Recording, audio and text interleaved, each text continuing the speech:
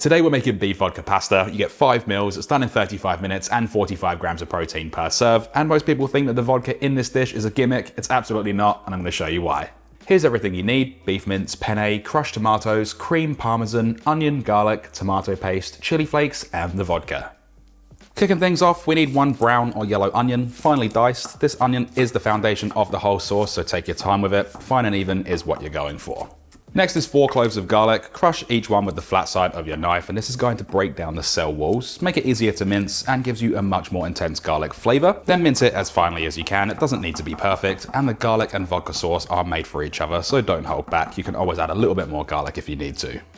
With a pot of water at a boil, season it generously with salt, add in 350 grams or 12.3 ounces of penne. We're going to cook this for about 1 minute, less than the packet instructions, and when you drain it, just make sure you reserve about 1 cup of that pasta water. Now for the star of the show, if you're using lean beef mince, add a tablespoon of olive oil to the pan first over high heat. If you're using a higher fat mince, you can skip the oil, there's already enough fat in the mince. I'm using 750 grams or 1.6 pounds of beef mince, and that can go straight in, and season it generously with salt and pepper, and then we can leave it. Don't touch it, you don't need to stir it, and just let it sear away for about 2 to 3 minutes to build up that proper crust on the bottom. So once that's done, you've got proper caramelization, not grey steamed meat. That color is the flavor and is going to make our whole sauce better. So once the moisture has cooked off, we can start breaking this up and mixing it around until it's no longer pink. And then we can push this to the side of the pan because we're going to be building the sauce right here. The onion goes in alongside the beef, and we can turn the pan down to medium heat. 3 minutes until it softens and turns translucent, and after about 2 minutes we can start mixing it through the beef for that further 1 minute. Once that's done, we can add in the garlic, and I'm also using 1 teaspoon of chili flakes. It is completely optional. 60 seconds is all it needs until it smells absolutely incredible. Just make sure you keep mixing it around so nothing burns.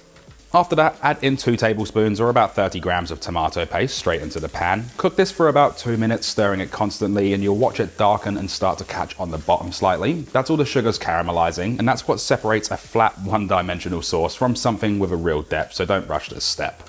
For the main ingredient, it's 80 milliliters or about 1/3 of a cup of vodka straight into the pan. It's going to sizzle hard, and that's exactly what we want. We can use it to scrape up every bit of those brown bits stuck to the bottom, which is pure flavor. The vodka is going to mellow out as it reduces, but its real job is to unlock the flavor compounds in the tomato that the cream and stock simply can't replicate. And that's why vodka sauces do taste like nothing else. If you are trying to avoid alcohol, you can swap it for a tablespoon of white wine vinegar. You'll still get that depth in the sauce.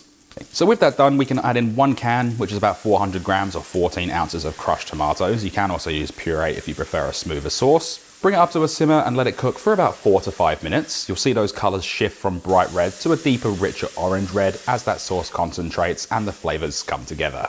Lower the heat and pour in 200 milliliters or 3/4 of a cup of thickened cream. You can use whipping cream as well. Stir it through and let it simmer for about 3 minutes, mixing it around regularly. And that deep orange pink it turns is genuinely one of the most beautiful things in cooking. The sauce looks absolutely incredible. It's rich, it's glossy, and it smells unreal.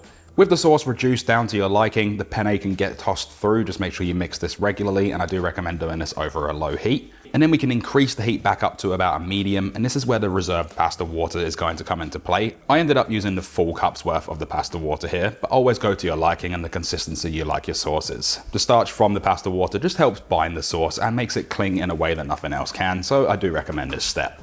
Now turn this off the heat completely, and we can add in 40 grams or just under 1/2 cup of finely grated Parmesan cheese. I'm not going to use the full 40 grams here. I'm going to save a little bit for the end so we can grate it on fresh.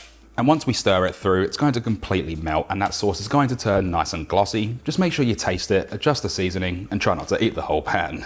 For portioning up, I'm using 5 750 milliliter containers. Just make sure you divide everything evenly. If you want to be 100% accurate, you can weigh the total amount and then divide it by 5. You can garnish it up with that remaining Parmesan cheese and a little bit of flat leaf parsley or basil, both completely optional, or you can just wait until it's been stored and reheated, and then you can add it on fresh.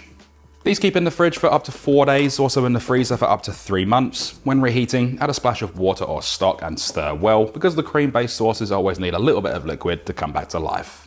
And now we can then dig in. Yeah, it's so good. That beef and vodka sauce is absolutely delicious. It blends perfectly together. The pasta's nice and al dente, and it's not completely drowning in sauce, so it's the perfect consistency. You got 45 grams of protein per serve. It's done in 35 minutes, and it's gonna set you up for the whole week.